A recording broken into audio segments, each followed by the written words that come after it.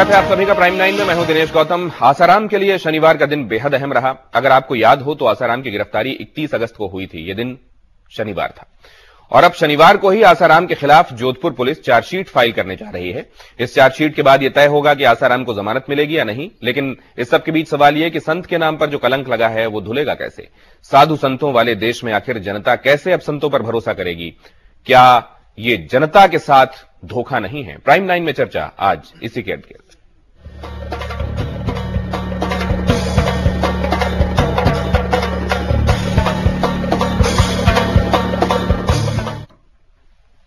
इससे पहले कि आज की चर्चा की शुरुआत की जाए, यौन शोषण के आरोपों का सामना कर रहे आसाराम के लिए कल का दिन, जैसा हमने आपको बताया, बेहद अहम है। आसाराम 31 अगस्त को सलाखों के पीछे गए थे। जमानत की उनकी हर मुमकिन कोशिश उनकी तरफ से हुई लेकिन नाकामयाब। अब इंतजार है जोधपुर पुलिस की चार्जशीट का। जोधपुर पुलिस ने चार्जशीट दायर करने के लिए आज कोर्ट से 1 दिन की मोहलत मांगी और इसे देखते हुए कोर्ट ने आसाराम और सहयोगी शिवा, शिल्पी, प्रकाश के अलावा शरद की न्यायिक हिरासत को 1 दिन के लिए और बढ़ा दिया। इस बीच जोधपुर पुलिस ने आसाराम पर जिस्म फरोशी का धंधा चलाने का केस भी चलाने की तैयारी कर ली है। पुलिस आसाराम पर 370 के तहत भी आरोप लगाएगी। यानी अब आसाराम और उनके साथियों की जमानत इस बात पर मुनहसर होगी कि आखिर जोधपुर पुलिस की चार्जशीट कितनी मजबूत है और जोधपुर पुलिस अपनी चार्जशीट के पक्ष में कितने मजबूत साक्ष्य कोर्ट के सामने पेश कर पाती है। हालांकि जोधपुर पुलिस ने जिस तरह आसाराम और उनके साथियों के खिलाफ गवाह तैयार किए हैं, उससे आसाराम की राह आसान दिखाई नहीं दे रही।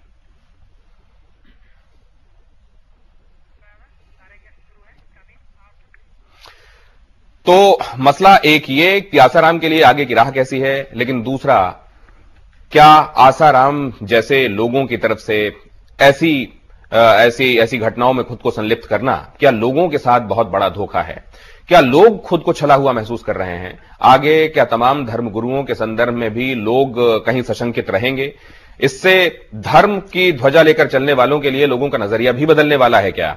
या फिर यही ठीक था कि लोग एक सुरक्षित दूरी हर किसी से बनाएं और वो इस मामले के बाद अब हो जाएगा? चर्चा में शामिल होने के लिए हमारे साथ मौजूद हैं आसाराम के समर्थक अशोक पुरुषार्थी, डॉक्टर शशांक हमारे साथ इस चर्चा का हिस्सा होंगे, धर्माचार्य वैभव एन शर्मा और सामाजिक कार्यकर्ता टीना हमारे साथ यहां मौजूद हैं। और इसके अलावा हमारे साथ दिल्ली से जुड़ रहे हैं धर्मगुरु स्वामी चक्रपाणी और अहमदाबाद से जुड़ रही हैं सामाजिक कार्यकर्ता रुझान खंभाटा। आप सभी मेहमानों का बहुत स्वागत है। कल का दिन आसाराम के लिए और जिस तरह की धाराएं लगाई गई हैं, क्योंकि टीना आप कानूनी मामलों की भी जानकार हैं, क्या लग रहा है आपको? देखिए, धाराएं बहुत संगीन है और जैसे कि हम पहले भी कई बार डिस्कस कर चुके हैं कि इसमें मेडिकल एविडेंसेस, क्योंकि रेप नहीं है, सेक्सुअल असॉल्ट है, पॉक्सो के अंडर आता है और एग्रावेटेड सेक्सुअल असॉल्ट है। आप कोई इंस्टीट्यूशन नहीं चलाते हैं, आपका कोई स्कूल नहीं है, उसमें आप एक बच्ची को विश्वास में लेकर ऐसा कर रहे हैं, तो बहुत संगीन धाराएं हैं। मुझे ऐसा लगता है कि जमानत नहीं मिलनी चाहिए, और जबकि उनके बेटे भी फरार हैं और भी लोगों को जिनको पुलिस ढूंढ रही है नहीं कॉपरेट कर रहे हैं, तो मुझे लगता है कि जमानत मिलना मुश्किल होगा। रुझान, और वहां तो आपके यहां अखबारों में विज्ञापन देकर यह बात कही गई है, पहले विज्ञापन देकर यह कहा गया था कि मैं कहीं भागा नहीं हूं, नारायण साईं की तरफ से विकल्पों पर विचार हो रहा है, जल्द सामने होऊंगा, और अभी तक वो विचार समाप्त नहीं हुआ विकल्पों पर। और दूसरी तरफ हम ये भी देख रहे हैं कि यह भी बताया गया कि सूर्य को बादल कुछ दिनों तक ढक सकते हैं लेकिन उसके ओज को छुपा नहीं सकते। और एक बार फिर से अगर ये बातें सच हैं, ये आरोप सच हैं जो आसाराम पर लगे हैं, तो लोगों को बरगलाने की कोशिश हो रही है। आपका नजरिया?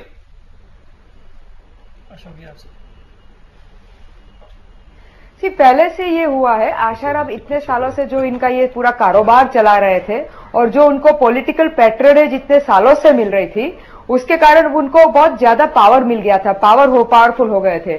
फिर अभी क्या हुआ कि because of this rape case, और जो अपनी पूरी जनता, जो thanks to media, thanks to society, family, फिर ये पुलिस जागृत हुई है, जज जागृत हुई है, कानून जागृत हुआ है, उसके कारण क्या हुआ कि आखिर में फाइनली जोधपुर में उन्होंने जो ये कुकर्म किया और उनको उस पे पुलिस ने पकड़ा।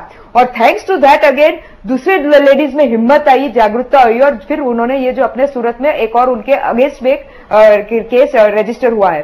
सो कमिंग बैक टू, उनको जो वो भ्रम घूमता था आसाराम जी को कि भाई मैं कभी पकड़ा नहीं जाऊंगा, या उनके जो फॉलोअर्स को भ्रम घूमता था, अब इंपॉर्टेंट बात ये हो गई है कि उसके फॉलोअर्स इतने पावरफुल अपने आप को समझते हैं कि वो आईपीएस ऑफिसर्स को भी, वहां के जोधपुर के डीसीपी को भी उन्होंने धमकी दी, हमारे हमारे गुजरात में भी हमारे डीसीपी को धमकी दी, इसलिए वो लोग अपने आप को अबव द लॉ समझने लगे हैं। I don't know for what reason. इसलिए ये सब होते होते ये पहले तो आसाराम बापू ने कहा मैं भाग नहीं, आपने अपनी बात की शुरुआत ही इससे की थी रुझान जी कि उनको पॉलिटिकल पैट्रोनेज हासिल था। बिल्कुल। और अगर आपको ये बात मालूम है तो फिर ये बड़ी 2 × 2 = 4 जैसी स्थिति है कि उनमें इतनी हिम्मत या हिमाकत कहां से आ जाती है कि वो पुलिस को और पूरे सिस्टम को धमकाएं। ये पॉलिटिकल पैट्रोनेज अगर हासिल थी तो फिर इस छोटी समस्या को दरअसल गंभीर हो जाने दिया इस पॉलिटिकल फ्रेटर्निटी ने, जिसको उस समय सूट कर रहा था कि इनके साथ जुड़ा हुआ वोट बैंक उनके साथ आए, इसलिए उनके साथ खड़े होकर उन्होंने फोटो खिंचवाई, उनके पैर छुए। और आज शायद उनको यह सूट कर रहा है सिस्टम में कि अब क्योंकि उनके ऊपर एलिगेशन है इसलिए उनके ऊपर क्रैकडाउन किया जा सकता है, इसलिए उनके आश्रमों समेत तमाम दूसरी बातें भी सामने निकल कर आ रही हैं। आपके मुताबिक पुरुषार्थी जी, ये क्या है? ये मौका परस्ती है सिस्टम की और समाज की, या दरअसल किसी एक इंडिविजुअल ने लोगों को छला है? नहीं, ये मौका परस्ती भी हो सकती है कि जब लोगों का स्वार्थ था तो उनके पास जाते थे, बापूजी के पास लोग गए और उन्होंने समर्थन भी लिया, उन्होंने बापूजी से सहयोग भी लिया। आज हम ये नहीं कहते उनके विपक्ष में हैं, वो अगर पक्ष में नहीं है तो उनके विपक्ष में भी हमें इस तरह का कोई भी दिखा नहीं है अभी तक कि इन्होंने उनका विरोध किया हो।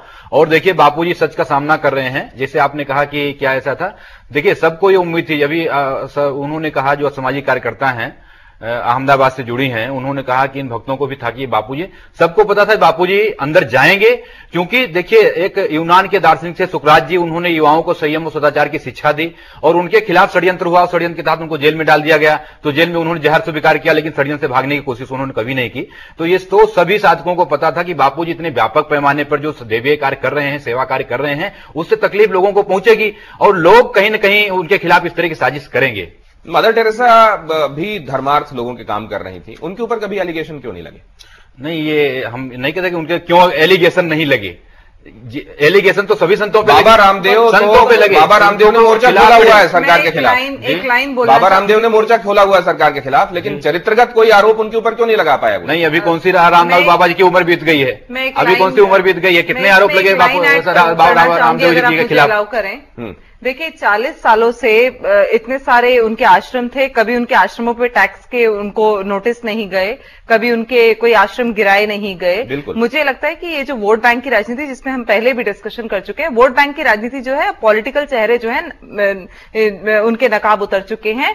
कैलाश विजयवर्गीय, प्रभात झा और उमा भारती जी ने बहुत उन्हें मदद करने की कोशिश की। मोदी जी का एक ट्वीट भी आया और पॉलिटिकल एजेंडा आज ऐसा हो गया कि वो उनको मदद करना चाहते हैं पर कर नहीं पा रहे हैं। Thanks to media for this. And मुझे ऐसा लगता है कि बहुत सालों से इनकी जो सांठगांठ चल रही थी पॉलिटिकल और इसके, और इसमें मनी लॉन्ड्रिंग हो रही है, इसमें काफी कुछ हो रहा है। और आप कह रहे हैं, उन्होंने आसाराम जी के समर्थक बोल रहे हैं कि वो इतने लोगों का उनके ऊपर दया धर्म और ये सब कर रहे थे, तो सॉरी टू से वो अपने घर से नहीं कर रहे थे, लोगों का पैसा लेकर उससे कर रहे थे। और उन कामों की आड़ में आप गंदे काम करें, ऐसा आपको लाइसेंस कोई नहीं देता। सॉरी टू से। टीना जी, आपने कहा कि वो लोगों के पैसा कोई अपने घर से नहीं करता है।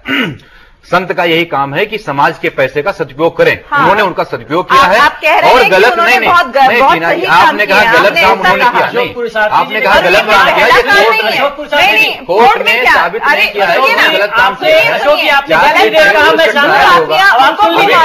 करेगा। बिल्कुल हत्याई है उन्होंने, जमीन सेवा कार्य के लिए हत्याई है और सभी संतों ने हत्याई है, सेवा कार्य किया है उन्होंने, नहीं लगवाई। एक गुना तो मान लिया के खिलाफ षड्यंत्र किया जा रहा है। अब आप मुझे सबसे पहले ये बताइए कि षड्यंत्र कौन कर रहा है?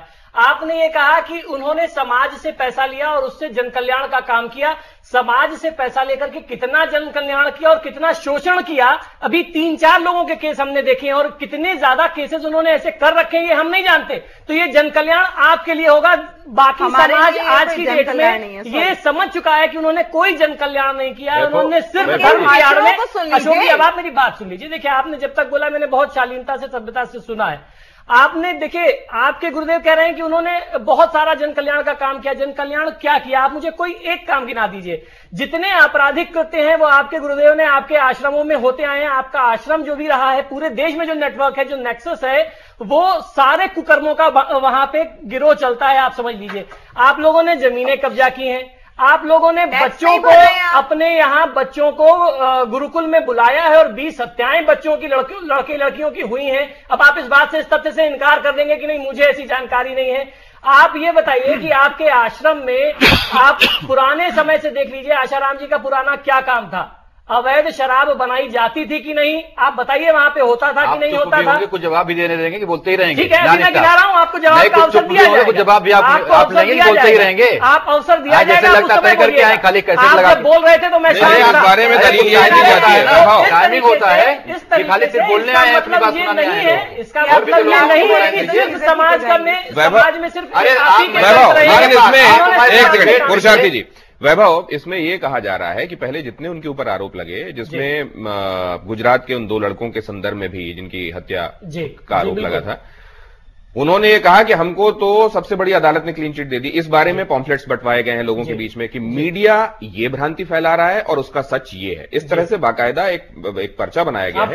हाँ, और उसमें ये भी लिखा हुआ है कि उनका पुलिस ऑफिसर जो वहां के हैं राजस्थान के लांबा, उनका उदाहरण देते हुए ये कहा कि पहले उन्होंने ये माना लेकिन बाद में कहा कि नहीं, बलात्कार जैसी कोई स्थिति नहीं थी और वो धारा भी हटा ली गई। टीना जी, इसका सच क्या है?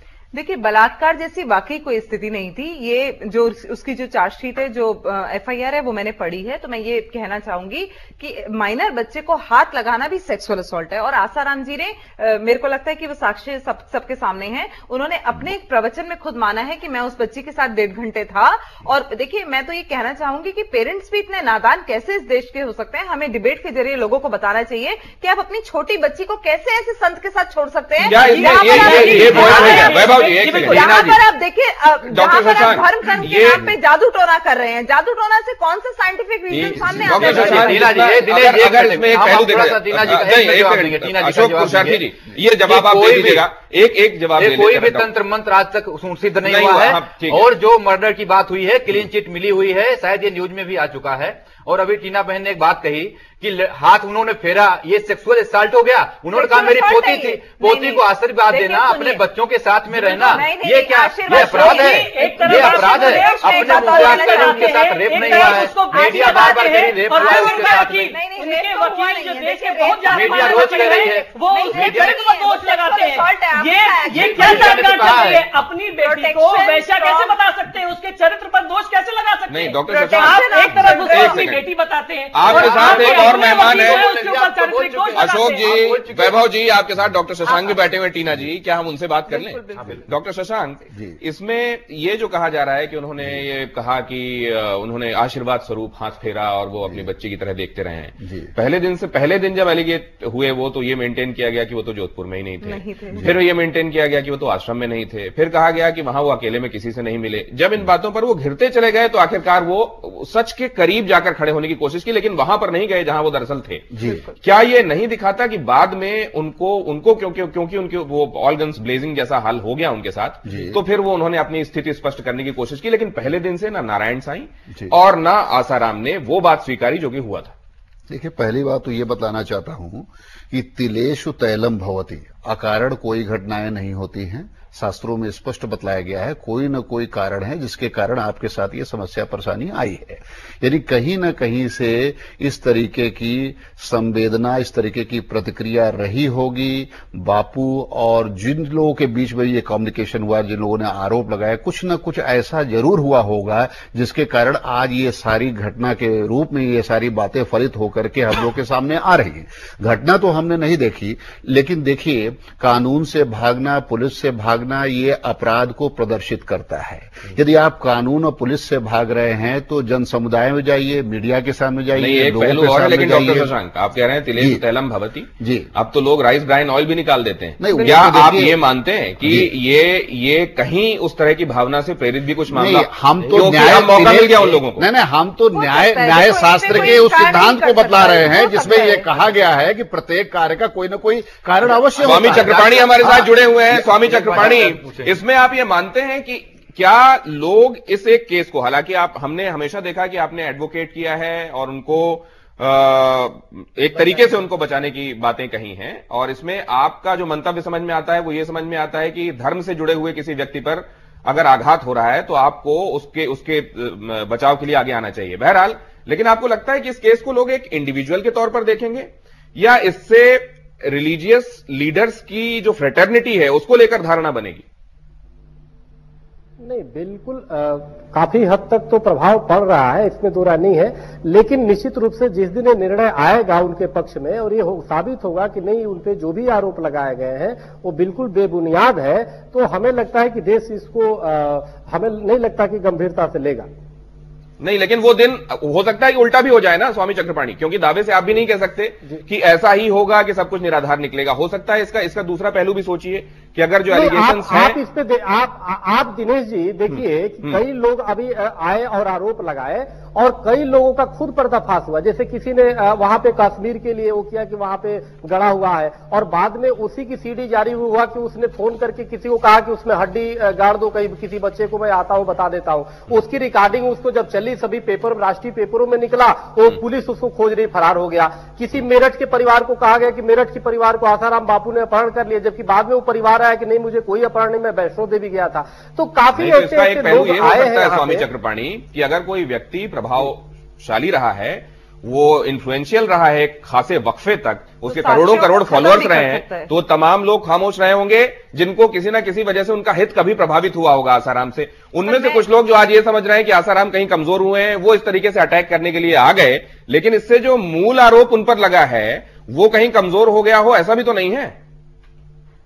नहीं, ऐसा नहीं हो सकता, क्योंकि जो जहां तक हमने समझा है आसाराम बापूजी ने कभी किसी अपने शिष्यों को हिंसा के लिए नहीं वो किया है और किसी प्रकार की धमकी देना। अगर जो कहीं कोई सुनने में आता है तो उनसे वो जुड़े हुए लोग नहीं है, या तो कोई जुड़े भी है तो भावना में कोई कुछ बोल देता है, लेकिन उनकी तरफ से ऐसा हमें नहीं लगता कि कुछ कहा जाएगा। दूसरी बात है, जो कुछ लोगों ने कहा कि कई आश्रम कब्जा किया था, अभी जो अशोक जी है चाहे और लोगों ने जैसे हमें बताया, इनके जितने भी आश्रम है आसाराम बापू के, वो सब स्वतंत्र कार्य करते हैं, उनकी स्थानीय कमेटियां होती हैं और वो बना देते हैं। वो आसाराम बापू के नाम से नहीं हो जाता, वो आसाराम बापू की संपत्ति नहीं होती, वो स्थानीय संपत्ति होता है। और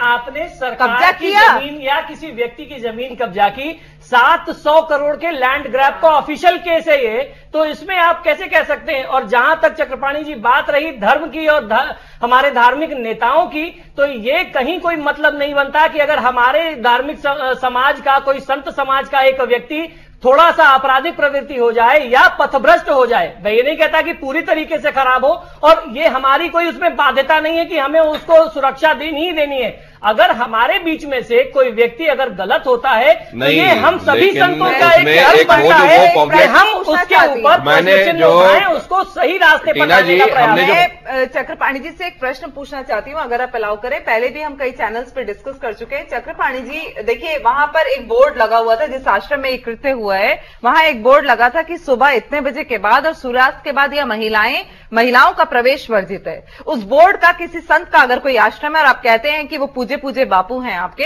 तो अगर कोई आश्रम है तो वहां पर उस रात को वो लड़की क्या कर रही थी, उसकी मां क्या कर रही थी? आप मुझे इसका जवाब दे दीजिए। आप संत होकर अपने ही अगर रूल ब्रेक कर रहे हैं तो आप इस समाज को क्या दीक्षा देंगे? पहली बात, एक मिनट प्लीज मुझे कंप्लीट करने दीजिए। सेकंड बात मैं ये कहना चाहूंगी कि जिस दिन से आसाराम जी को देखिए 20 तारीख को 0 FIR हुई, 21 तारीख को जोधपुर में रजिस्टर हुई, 21 तारीख से उन्होंने कितने झूठ बोले हैं? कौन सा संत इतना कॉन्ट्राडिक्शन उसकी बातों में होता है? जैसे कि दिनेश जी आपने बताया, कौन सा संत अपने प्रवचनों में उस लड़की की पूरी गाथा सुनाता है? मुझे बताइए। इसका मतलब आप जो है, आपका जो वोट बैंक सामने बैठा है उसको आप ब्लैकमेल कर रहे हैं, इस देश को ब्लैकमेल कर रहे हैं, और बहुत बड़ा मुझे लगता है कि ऐसे संतों को इस लेवल तक पहुंचने से पहले ही कर्व करना चाहिए। ये इस लेवल तक पहुंच के हमारे देश की राजनीति को खत्म कर रहे हैं। जवाब ले लीजिए।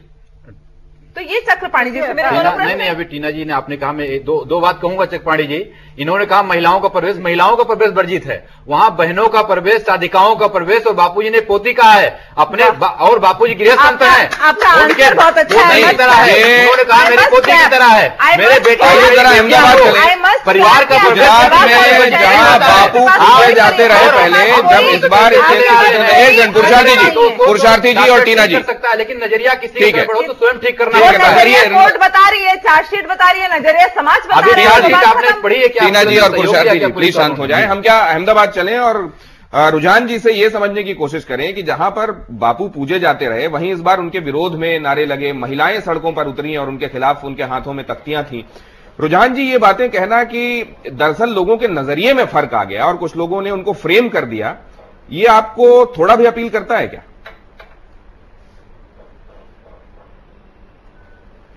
नहीं, सबसे पहले बिल्कुल ये अपील नहीं करता। बापूजी की ऐसे करतूते थे क्योंकि उनके पास पे और भी केसेस लगे हुए हैं, मगर उनके साथ जो पॉलिटिकल के साथ उनका जो पुलिस पैट्रोनेज है वो भी बड़ा स्ट्रांग था। हमारे गुजरात में एक हमारे आईपीएस ऑफिसर थे जो अभी कुछ और रीजन के लिए जेल में है, तो उनका पैट्रोनेज इनके साथ बहुत था, तो उनसे सब डरते बहुत थे वो हमारे पुलिस ऑफिसर से, जिसके कारण क्या होता था कि किसी की ताकत नहीं होती थी कि बापूजी के सामने कुछ बोले, क्योंकि कुछ होता था, बड़े केस होते थे तो भी उस पर आगे कुछ बढ़ता नहीं था, बापूजी के सामने कुछ नहीं होता था।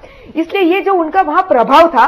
और दूसरी बात कि आप जो कब से बोल रहे हो उनके लाखों करोड़ों, जो भी करोड़ों नहीं है, जो भी लाखों फॉलोअर्स है उनके, तो ये फॉलोअर्स कैसे 4 करोड़ का दावा है वो क्या करते हैं कि गरीब घर के लोगों को लेकर आते हैं, उनको खाना, उनके बच्चों को खाना खिलाते, उनको रखते हैं, तो इसलिए ऑब्वियसली लोगों को उनके प्रति वो होता है कि हाँ ये मेरे अन्नदाता है, ये मेरे माता पिता है। दूसरी बात, आप जो बताते हो कि बापूजी ने कभी हिंसा नहीं भड़काई है, आप मीडिया को तो सबसे ज्यादा पता है और हमको सबसे ज्यादा पता है कि कभी भी बापूजी के खिलाफ कोई भी कुछ बोलता है, मीडिया वाला जाता है तो सबसे पहले वो मीडिया वाला पिटता है, उनकी वैनें टूटती है, उनके कैमरास टूटते हैं। तो ऐसा किससे कहा कि बापूजी हिंसा नहीं करते? अगर हिंसा नहीं, अंग्रेजी अखबार के पीछे चेहरा छुपाते आइए जवाब ले रहे हैं। अंग्रेजी का एक शब्द नहीं पढ़ना आता, इंडियन एक्सप्रेस का अखबार ऐसे लगते हैं पूरी सवा घंटे की फ्लाइट में ऐसे बैठे हैं, कैसे आपके बापू जी चलिए अब वो पेपर पढ़ते हैं तो आप पेपर छुपाने, मैंने कहा नजरिया बदलने की जरूरत है, अंग्रेजी का एक शब्द नहीं आता, एक तो नजरिया बदलने की जरूरत है। दूसरी बात, मीना जी अभी दिनेश जी ने एक बात कही कि उनके विरोध में नारे लगे, पुतले फूके गए, तो यह है कि कुमत सुमत सबके उड़ रहा ही। और आपके ही मित्र ने लिखा है करोड़ों भक्त नजर नहीं आ रहे मीडिया और भारत सरकार को, 4 लोग सच्चे करोड़ों भक्त झूठे, क्या यही भारत का लोकतंत्र है? तो आप विरोधियों की संख्या देख लीजिए, ये तो हमेशा रहे हैं, ये तो हमेशा रहे हैं। और विरोध आरोप तो आपके ये देखिए, ये हमने नहीं लिखा है, ये देखिए ये भी प्रेस पेपर है, ये भी प्रिंट मीडिया है, आपके ही बंधु हैं, इन्होंने लिखा हुआ है। और हमको लगता है लोकतंत्र में इन्होंने अपनी भूमिका को बड़े ईमानदारी से निर्वहन किया है। और आरोप किस पे नहीं लगे थे? आरोप तो भगवान राम पे लग गए थे, लीड पर आरोप लग गए थे। इंडियन एक्सप्रेस के पीछे अपना चेहरा क्यों छुपाया? नहीं, आपने देखा छुपाते हुए, पूरे मीडिया ने दिखाया, कहा ना नजरिया बदलने की जरूरत है। मीडिया ने दिखाया, उसको कौन नकार सकता है? दिनेश जी आप थोड़ा सा, हमको लगता है आप हमको पुलिस की कॉपी, हमें एक सवाल दस्तावेज को आप दस्तावेज नहीं मानते, 700 करोड़ के लैंड ग्रैब का केस है, आएगा बोलिएगा, आपने कहा था बीच में मत टोकिएगा, के विरुद्ध में आपने कहा था बीच में मत टोकना, आपने कहा बीच में मत टोकना, आप बीच में टोक रहे हो, खुद बीच में टपक रहे हो, खुद आप लेकर आप खुद बीच में टपक रहे हो। हमको लगता है कि यार क्यों इतना बचपन, एक एक करके बोलेंगे तो बात सुन पाएंगे। एक मिनट, अगर ये आपके गुरु का संस्कार है तो मुझे आपने कहा, और आपके आश्रम में अगर ये शिक्षा दी जाती है कि नहीं, आप जिससे गुरु नहीं, गुरु को मत एक सेकंड डॉक्टर शशांक, ये बात फिर भी अनुत्तरित रह गई। देखिए, पहली बात तो मैं एक चीज ये कहना चाहूंगा कि लीगल साइड से चर्चा हो रही है, लेकिन आध्यात्मिक चर्चा भी हो, क्योंकि यहां पर ये आध्यात्मिक सत्य है कि आध्यात्मिक कमियां क्या है। देखिए, राजस तमश्च मानसो दोषो तयोर विकारा काम क्रोध लोभ मोह ईर्ष्या मान मदशोक चिंता उद्वेग भय हर्ष आदिया, ये 11 जो शत्रु हैं, ये रजोगुण और तमोगुण की जब वृद्धि हो जाती है तब ये पैदा होते हैं। एक संत में सतोगुण का आधिक्य होता है तभी वो एक अच्छा संत होता है। लेकिन जब संत पैसे से, धन से ओतप्रोत हो जाता है, भौतिकता में संलग्न हो जाता है, यानी बड़ी बड़ी गाड़ियों से चलना, बड़े बड़े वाहनों से चलना, भौतिक सुख सुविधाओं का उपभोग करना, तो उसकी मनोवृत्ति दूषित हो जाती है, जिसके अंदर उसके अंदर जो है इंद्रिय नियंत्रण की क्षमता समाप्त हो जाती है, फिर उच्छृंखलता आ जाती है, फिर ऐसे ही कृत्य वो कर बैठता है जिसके कारण आज समाज में विकृति उत्पन्न होती है, धर्म बदनाम होता है, अध्यात्म बदनाम होता है, समाज बदनाम होता है। तो मेरा कहने का मतलब है, मतलब आप ये कह रहे हैं कि जो कंदराओं में गुफाओं में रहेगा वही संत हो? ना, मेरा ये नहीं कहना। हमारा कहने का पंख में भी पंकज निकलता है, कीचड़ में भी कमल निकलता है, लेकिन उस सात्विकता का कंप्लायंस करना चाहिए। और आज मैं एक चीज और बताना चाहता हूं, अरबों खरबों का एम्पायर पूरा धर्म का पूरे विश्व में है। ये एक बाबा नहीं, इसे हजारों बाबा हैं जहां पर विभिन्न प्रकार की घटनाएं हो रही है, और ये धन का क्या सदुपयोग दुरुपयोग कर रहे हैं, भगवान ही मालिक है। और इतना बड़ा धन तो और हमारे गरीबों के लिए इसका सदुपयोग हो सकता है। इस पर जो है बाबाओं पर बाबा रेगुलेटरी लाया जाए और अयोग्य अक्षर बाबाओं को जो है लगाम लगाई जाए, क्योंकि ये अयोग्य अक्षर बाबा ही समाज में सारी समस्याओं का कारण बनते हैं। हम यहाँ आसाराम बापू की बात नहीं कर रहे, समाज में सारे बाबाओं के विषय में ये बात कह रहे हैं। संपत्ति आपको नहीं दिखी, मैं कह रही हूँ सारे पॉलिटिशियन चोर हैं, आपके बाबा चोर हैं, आप साबित हो गया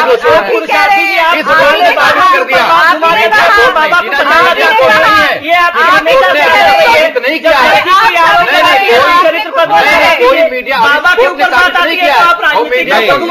लेकिन ये क्या ठीक है अशोक जी कि दूसरे ऐसे लोग जो कलंकित हैं और वो डिफरेंट वॉक्स ऑफ लाइफ से आते हैं, क्या उनकी तरफ उंगलियां उठाकर ये कहा जाना चाहिए कि वो देखिए कितने बुरे काम कर रहे हैं, आप उधर तो कुछ नहीं कहते, आप बाबा को दिनेश जी हमने ये नहीं कहा, आप क्या अभी ने कहा जितने भी संत महात्मा डॉक्टर साहब ने कहा, मैं नहीं जितने भी नहीं कहा, उन्होंने कहा बहुत सारे।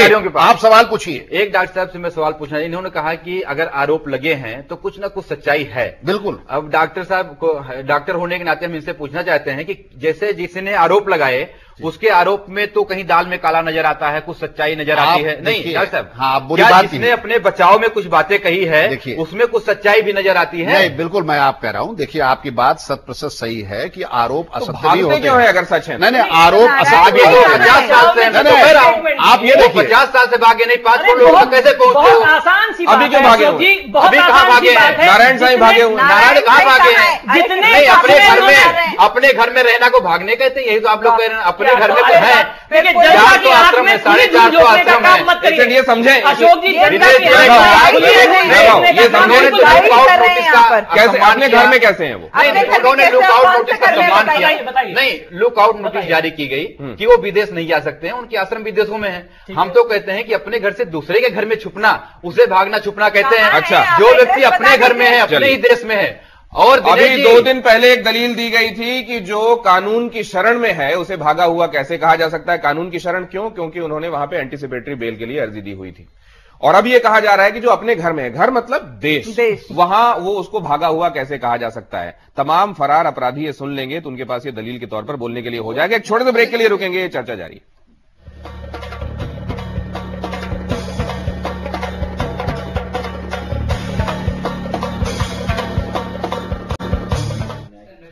स्वामी चक्रपाणी, इस पूरे मामले को अगर थोड़ा सा घुमा के देखा जाए तो क्या यह भी नजर आता है कि भक्तों में से ही, उनके सेवकों में से ही, उनके अपने लोग कहे जाने वालों में से ही कुछ सामने आकर अब आरोप लगा रहे हैं, उनके फॉलोअर्स में से ही आकर कुछ आरोप लगा रहे हैं। वो सिस्टम जो कभी पैट्रोनेज देता था आज उनके खिलाफ खड़ा हुआ दिखाई दे रहा है। क्या इसमें उन बाबा और उन बाबा के काम जो कहा जा रहा है कि वो करते रहे हैं, उनको यहां तक होने देने के लिए क्या यह सिस्टम और लोग भी रिस्पॉन्सिबल हैं? अगर ऐसा है तो देखिए ऐसा है निश्चित रूप से। और मैं आपको इस पे ध्यान दिलाना चाहता हूं कि जितने लोग आरोप लगा रहे हैं, कोई कभी 18 साल रहा है, कभी 10 साल रहा है, कभी 12 साल रहा है उनके यहां, और जब उनको निकाल दिया गया, हटा दिया गया किसी कारण से कोई आरोप लगा के, वो अब नए नए लोग आ रहे हैं। सिर्फ वो लड़की की जो बात थी, वहां पे देखिए वो जैसा सुनने में आ रहा है कि वहां शाहजहांपुर में कोई आश्रम है जिसका वो विवाद चल रहा था। अशोक जी हमसे ज्यादा अच्छी तरह इस बारे में बता रहे हैं। तो कहीं ना कहीं सबसे जो लोग भी आरोप लगा रहे हैं वो व्यक्तिगत विवाद था जिस कारण से लोग आरोप लगा रहे हैं। तो इसलिए इस पे बहुत गहनता से ये होना चाहिए, जांच होनी चाहिए कि आखिर जब कोई आरोप लगाता है तब आप ये क्यों बोल देते हैं कि उससे चोरी की और वहां से आश्रम से निकाला गया? उसका कोई प्रूफ है आपके पास? कोई मेमो इशू किया आपने?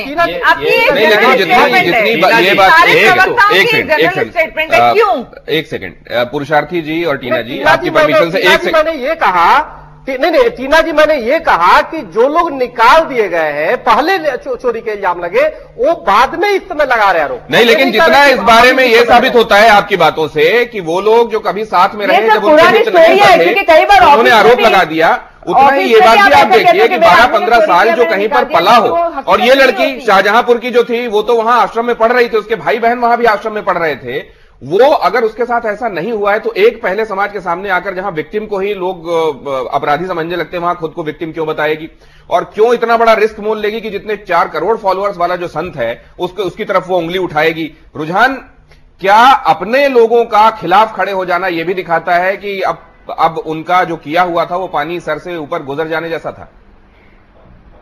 ऐसा नहीं, देखिए अपने लोग नहीं है, जो लोग वहां से हटे वो लोग आरोप लगा रहे हैं। वो तो बहुत नेचुरल बात है ना कि जो साथ में लोग होंगे उन लोग उन्हीं के साथ ये करेंगे ना। कोई बाहर से नया आदमी आएगा या लेडी आएगी तो उसके साथ थोड़ी मन पड़ेंगे करने के लिए। So it's very obvious thing कि खुद के लोगों के साथ ही वो कुछ ना कुछ करेंगे।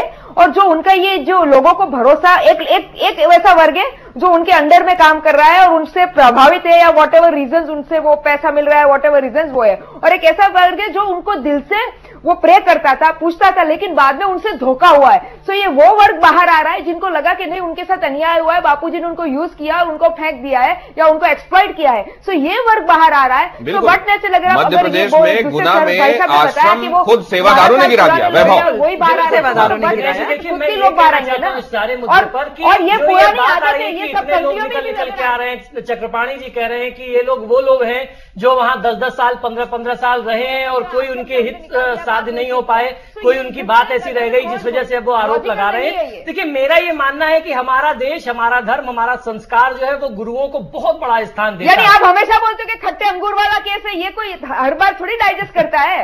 एविडेंसेस अभी तो बता रहे हैं कि उन्होंने लड़कियों का शोषण किया है।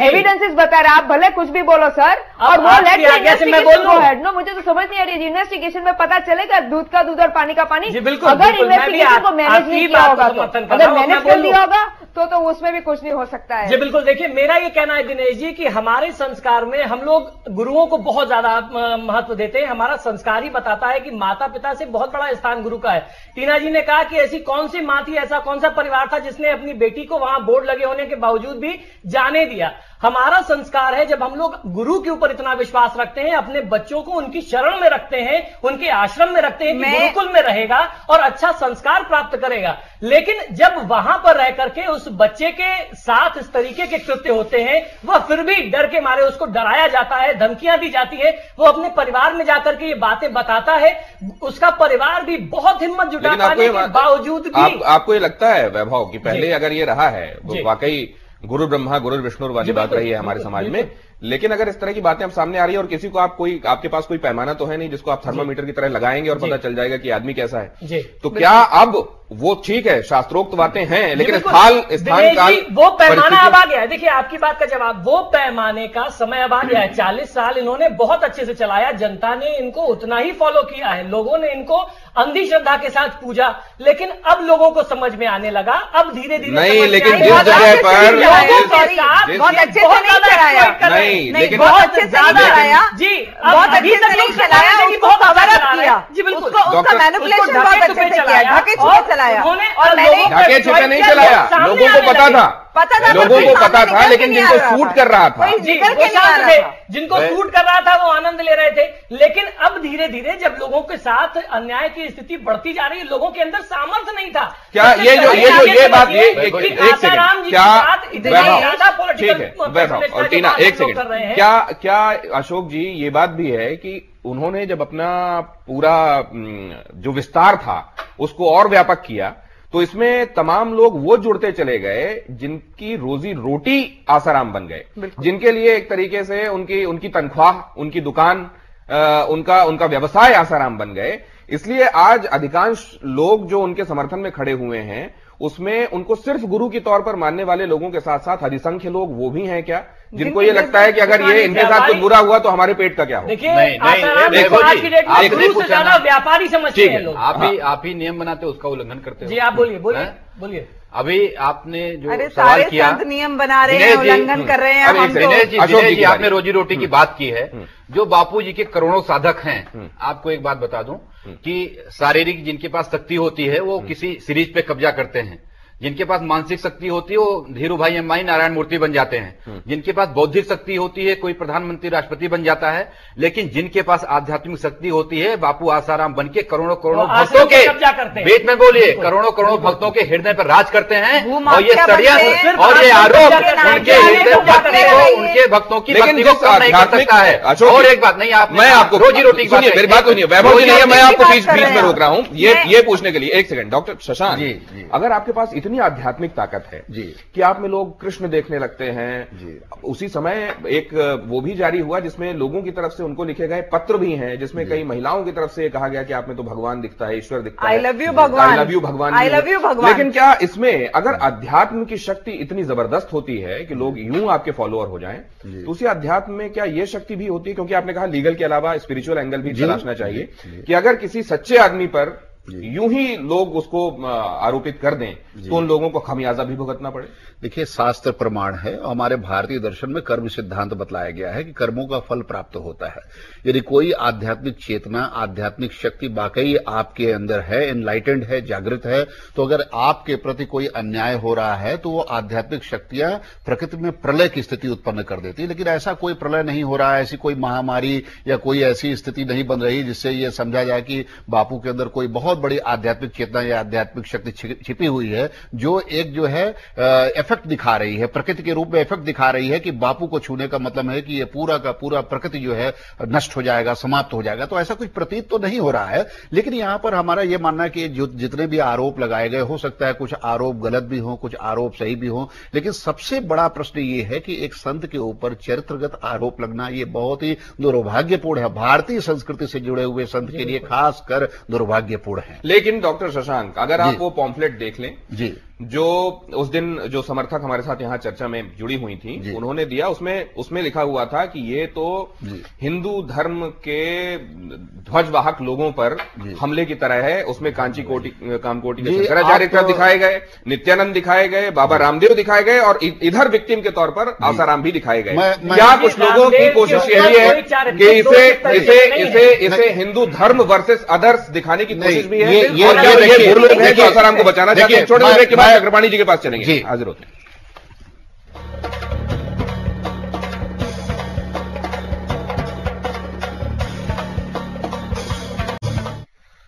राम राम आसाराम या राम राम आसाराम। चक्रपाणी जी, ये क्या हिंदू धर्म को बदनाम करने की, उसके धर्म गुरुओं पर प्रहार करने की कोशिश के तौर पर देखते हैं आप?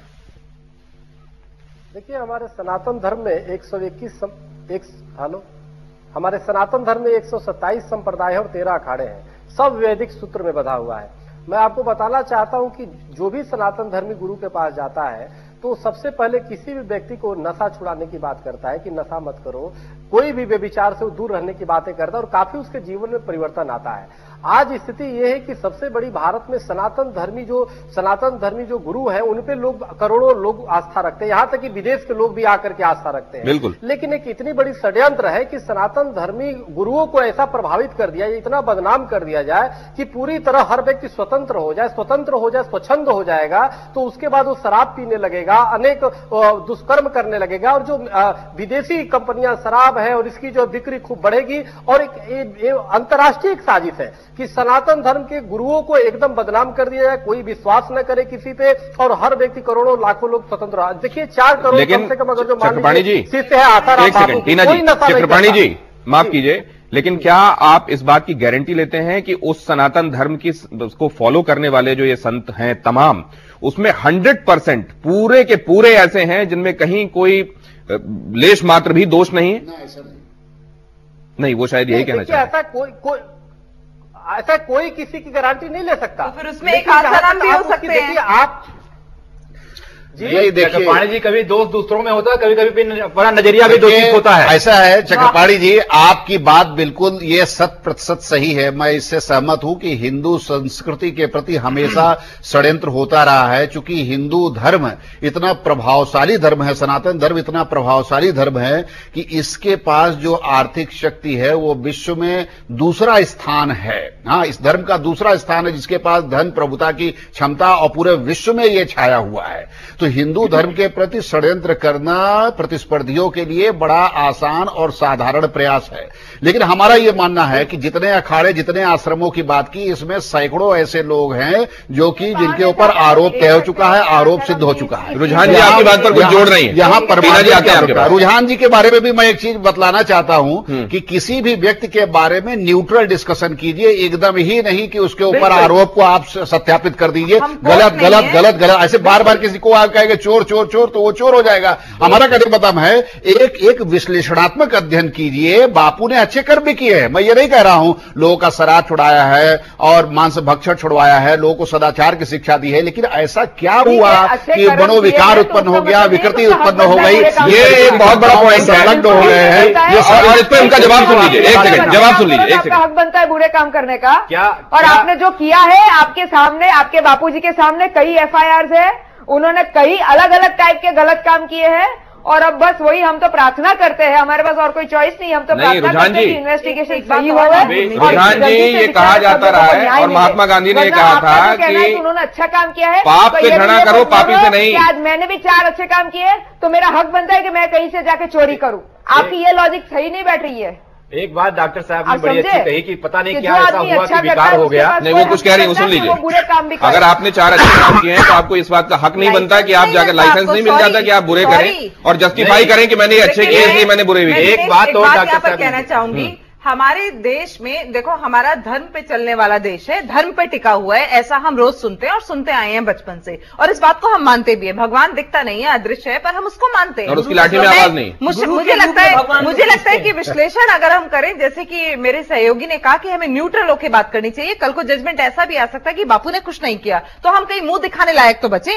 पर हम सिर्फ इतनी बात कहना चाहती हूँ मैं कि देखिए, इस बात से तो कोई इनकार नहीं करेगा कि इस देश में सेक्स भी बिकता है और धर्म भी बिकता है और हर दुकान पे बिकता है। होगा तो क्या नहीं बिकता है? सब कुछ बिकता है, धर्म भी बिकता सब कुछ बिकता है, दुकानों पे बिकता है। मैं तो हरिद्वार से आती हूँ, मुझे मालूम है कि पंडित क्या करते हैं वहाँ हरकी पौड़ी पे बैठ के, आपको कहेंगे 100 रुपए डालिए इसमें। अरे कोई पंडित बताता है कि पूजा के बाद 100 रुपए डालिए, 50 रुपए डालिए। डॉक्टर साहब ने एक बात कमाने का जरिया हो गया है। डॉक्टर साहब ने एक बात कही कि पता नहीं क्या हुआ कि मन में रैकेट आप बीच में चला रहे हैं, डॉक्टर साहब ने मनी लॉन्ड्रिंग बना रहे हैं, पैसा इकट्ठा कर रहे हैं। सॉरी, मैं आपको बताना चाहती हूँ कि आप पैसा इकट्ठा कर रहे हैं, बना रहे हैं, आप कह चुके हैं। क्या चल रहा है दिनेश जी, अभी डॉक्टर साहब ने एक बात कही कि पता नहीं क्या ऐसा हुआ कि मन में विकार पैदा हो गया। विकार पैदा हो गया। हम ये कहते हैं कि उन्होंने अपनी पोती पर हाथ फेर के आशीर्वाद दिया।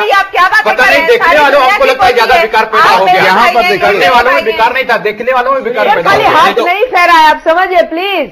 और पोती पे हाथ फेरना देखिए, एक महिला इस संदर्भ में कुछ कह रही है।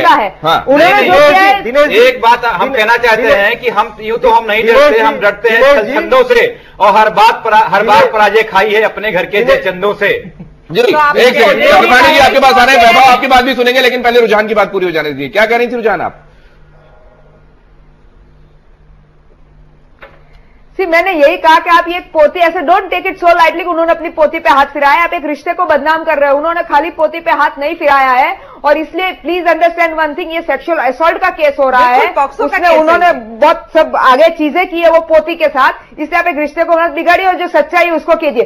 दूसरी बात के कुछ टाइम पहले उमा भारती जी खुद इनका आशाराम बाबू का पक्ष लेके खड़ी हो गई थी, लेकिन कुछ दिन के बाद उन्होंने अपना स्टेटमेंट दिया क्योंकि उनको भी पता चला कि नहीं कुछ कथन से निकला है, इन्वेस्टिगेशन में पता चला है कि बापूजी ने कुछ हमारे धर्म पर, हमारे हिंदू धर्म पर ये कोई अतिक्रमण है? जैसे लगातार समय समय पर हमको भ्रष्ट करने की, हमको बदनाम करने की साजिश की जा रही है हमारे धर्मगुरुओं को, तो निश्चित ही ये पुराने समय से होता आया है। हमारे ऊपर अत्याचार, अतिक्रमण होता रहा है। तो हम लोगों को बर्बाद कर, हमारे ग्रंथों को नष्ट किया गया, उनको दूसरे तरीके से लिखवाया गया कि आर्य गोमांस खाते थे। अगर आपको ये सारी बातें मालूम है और आप समाज के नेता हैं, धार्मिक नेता हैं, धार्मिक प्रणेता हैं, तो आपको और ज्यादा अलर्ट रहना चाहिए था और ज्यादा ध्यान रखना चाहिए था। और उसके साथ साथ आप दोहरा चरित्र जी रहे हैं। अगर आप सार्वजनिक जीवन में हैं और ऊपर से आप आध्यात्मिक गुरु हैं तो आपको अतिरिक्त सावधानी बरतनी चाहिए। टीना जी आ रहे हैं आपके पास, चक्रपाणी जी की बात सुने। चक्रपाणी जी कहिए, क्या कह रहे थे आप? दिनेश जी, टीना जी ने एक बात कही कि हरिद्वार में 100 रुपया हमने मांगते हुए देखा। आपको मैं बता दूं, संसद में तो अभी पास हुआ है फूड बिल, पता नहीं कौन सा, कि सबको भोजन का अधिकार। बिल्कुल। संतों ने शुरू से भंडारा के माध्यम से भोजन दिया है। टीना जी, क्या हरिद्वार में ऐसे संतों को नहीं देखा है कि जो अपने को बेच मैंने करके बहुत भंडारा सारे कराते संत हैं, देखे हैं, मैंने सॉलिटेयर बाबा भी देखा है, मैंने पायलट बाबा भी देखा है, और और सॉलिटेयर गले में डाल के बैठते हैं। ऐसा है कि टीना जी का कहना ये था कि वो संत, वो धर्म गुरु जो धर्म के आड़ में गलत काम करे, इन्होंने उनके विषय में कहा कि धर्म दिखता कहा मैंने। हाँ, ये अच्छे संतों और अच्छे धार्मिक गुरुओं के बारे में इन्होंने ऐसा कुछ नहीं कहा। नहीं, बहुत अच्छे आप एक एंगल समझने की कोशिश कीजिए। चक्रपाणी जी, हमें मीडिया के बंधुओं से एक निवेदन है। वैभव, आप ही की बारी है, इसके बाद अशोक जी की बात सुन लीजिए। एक हमें मीडिया के बंधुओं से निवेदन है कि पुलिस अपना काम कर रही है, न्यायालय अपना काम कर रही है, 1.5 महीना हो गया, बहुत सारे मुद्दे हैं, रुपया नीचे जा रहा है। अभी महाराष्ट्र में देखो 200 करोड़ की फैक्ट्रियां, शुगर मिले 20 करोड़ में बिक रही हैं। ये मुद्दे नहीं है, महंगाई आसमान कमर तोड़ रही है, ये मुद्दे हैं। 1.5 महीना हो गया, मैं निवेदन करता हूं एक दिन जंतर मंतर पर सारे मीडिया के बंधुओं से निवेदन करता हूं कि खुली डिबेट रख ले। जितने आरोपी हैं, क्यों हमारी बहनों की हिफाजत मुद्दा नहीं है? आ जाइए, डिबेट कर लीजिए और इसका हल निकालिए।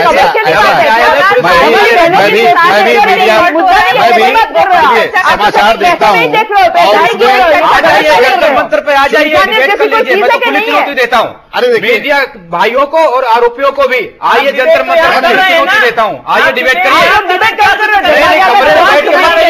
यहाँ तो मुंह छुपा के भी आते हैं लोग, यहाँ आपने क्या मुंह छुपा के ले आते हैं।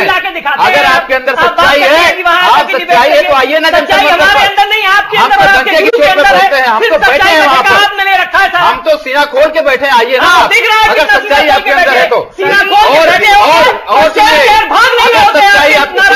आप निवेदन करिए मीडिया के बंधुओं से। सुनिए कि हर दीपावली पर बापूजी करोड़ों भक्तों के हृदय के प्रकाश पुंज हैं। और अगर बापूजी दिवाली तक बाहर नहीं आते हैं तो करोड़ों भक्तों के घर में अंधेरा रहेगा, ये इतिहास का काला पन्ना बनेगा। और लाखों गरीब जो बापूजी अपने हाथों से मिठाई की सेवा करते थे,